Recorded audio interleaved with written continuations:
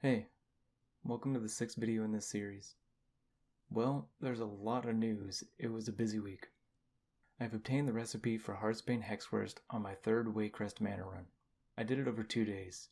I did a normal and a heroic run on the first day, and a normal run on the second day it dropped. I also obtained the rank 3 for Bear Tartare. It took what feels like 1,000 fatty bear steaks and countless days going back to Nomi until that recipe dropped.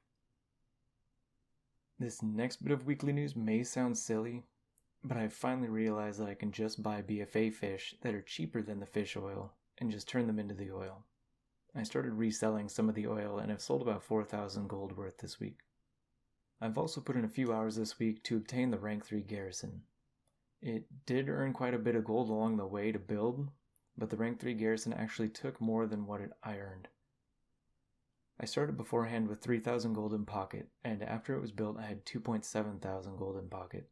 Because of this, I decided to put in the time to get the trading post, leatherworking hut, and supply hut to rank 2.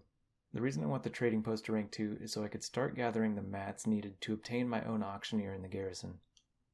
I did the weekly garrison invasion, normal, heroic, and mythic high mall, and ran iron docks a couple times, to try and get some of the auctioneer parts to drop. I obtained 2 pieces, and earned enough gold along the way to buy 2 of the completed pieces on the auction house. I wasn't able to spend all of the extra gold I earned from those, so I have 1,500 gold left over. I will be excluding that from the gold earned this week. A side note about the garrison, I put in a lot of time into it this week, so if you plan on doing this yourself, don't expect to get it done as quickly as I did. Since I view this more as a flavor or quality of life for the auctioneer, I was willing to put in the extra time. Unrelated news, I now have the hidden feral artifact appearance. Since I was dreamwalking to get to Legion Dalaran, I decided to follow the screeches when they happened. It took 3 days, not a long time, but nice to have a different cat form now. There was or will be an update to the Trade Skill Master add-on soon. I was given access to the beta at the beginning of this week, and I'm loving the changes. The first thing I did was compare its ledger with mine. It's completely spot on. This is one of my bigger complaints I had with the previous TSM versions, eating up a chunk of my sales. This means I'll no longer have to track my sales to know exactly how well a given item is doing. That is less time spent in Excel, which is really nice. They've also added a couple other quality of life changes, which I appreciate a lot. I forgot to check to see if I can track sale rates on specific days of the week and how accurate its profit estimate is. So for now, I'll still be using Excel to track that information for mats and products. I personally use that information to change how much I post on a given day and to make sure I'm restocking a given item at its lowest cost. Now for the update on the sales. These are the numbers I have been waiting to see.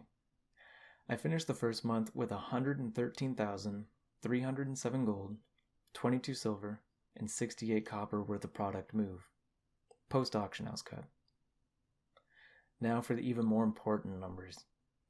I estimate my profit this week to be around 12 to 13,000 gold.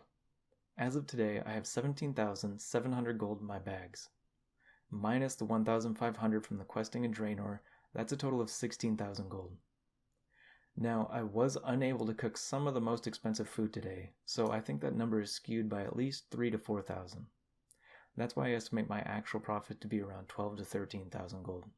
It took me a couple days shy of 1 month to start earning profit, but I'm proud to say that in this 1 week, I've over doubled my investment of 5,000 gold. My future plans for gold making.